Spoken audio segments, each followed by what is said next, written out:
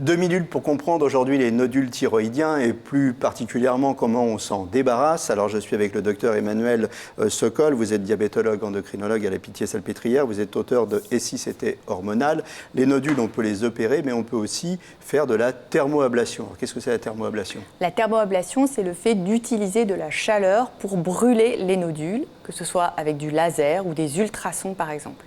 Alors, dans quel cas on peut utiliser ce système? Donc, par exemple, vous avez un gros nodule, on sait qu'il vous gêne, soit parce que esthétiquement, soit parce qu'il est douloureux.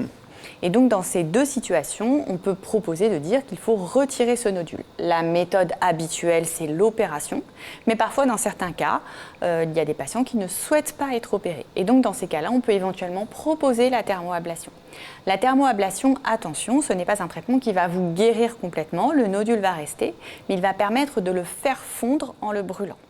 Donc c'est une procédure... Comme un fruit sec, en quelque sorte. Un peu. Un pruneau, il est gros, et puis une fois qu'on l'a fait sécher, il est plus petit, donc il va prendre moins de place, c'est ça? Oui, et donc du coup, la gêne va diminuer. Donc attention, ça ne se fait que sur des nodules dont on est certain qu'ils sont bénins. Donc en général, il faut faire 2 cytoponctions. Et puis, il faut vérifier qu'il est placé de telle manière qu'on puisse faire du laser sans risquer d'abîmer d'autres organes. D'autres organes qui sont à côté dans le cou. C'est courant, ça, la thermoablation? Non, c'est encore une technique qui est nouvelle. Elle a été surtout développée dans les pays asiatiques, notamment en Corée. Et maintenant, il y a plusieurs centres en France qui sont en train de développer. Alors l'avantage de ça, il n'y a pas d'anesthésie, c'est en ambulatoire, c'est ça? C'est une anesthésie locale, ça se fait en ambulatoire. La plupart du temps, ça se passe très bien. Et effectivement, ça permet de faire régresser le nodule. Inconvénient, il peut y avoir des effets secondaires. Et également, il peut revenir le nodule, il peut grossir de nouveau.